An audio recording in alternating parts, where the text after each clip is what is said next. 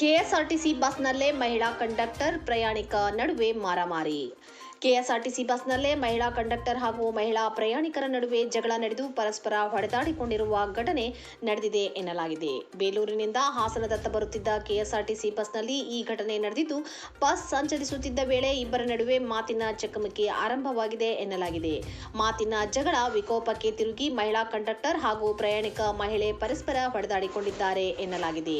ಈ ವೇಳೆ ಬಸ್ನಲ್ಲಿದ್ದ ಸಹ ಪ್ರಯಾಣಿಕರು ಇಬ್ಬರನ್ನು ಸಮಾಧಾನ ಪಡಿಸಲು ಮುಂದಾಗಿದ್ದಾರೆ. ಘಟನೆಯ ಸಂಪೂರ್ಣ ದೃಶ್ಯವನ್ನು ಪ್ರಯಾಣಿಕರೊಬ್ಬರು ಮೊಬೈಲ್ನಲ್ಲಿ ಸೆರೆ ಹಿಡಿದಿದ್ದು, ಇದೀಗ ಸಾಮಾಜಿಕ ಜಾಲತಾಣಗಳಲ್ಲಿ ವಿಡಿಯೋ ವೈರಲ್ ಆಗಿದೆ. ಆದರೆ ಇಬ್ಬರ ನಡುವೆ ಜಗಳಕ್ಕೆ ನಿಖರ ಕಾರಣವೇನು ಎಂಬುದು ಇನ್ನೂ ಸ್ಪಷ್ಟವಾಗಿಲ್ಲ. ಘಟನೆಗೆ ಸಂಬಂಧಿಸಿದಂತೆ ಕೆಎಸ್ಆರ್ಟಿಸಿ ಅಧಿಕಾರಿಗಳು ಅಥವಾ ಪೊಲೀಸರು ಅಧಿಕೃತ ಮಾಹಿತಿ ನೀಡಿದ್ದಾರೆಯೇ ಎಂಬುದು ತಿಳಿದು ಬರಬೇಕಿದೆ. ಬಸ್ನಲ್ಲೇ ನಡೆದ ಮಹಿಳೆಯರ ಮಾರಾಮಾರಿ ಇದೀಗ ಸಾಮಾಜಿಕ ಜಾಲತಾಣಗಳಲ್ಲಿ ಭಾರೀ ಚರ್ಚೆಗೆ ಗ್ರಾಸವಾಗಿದೆ.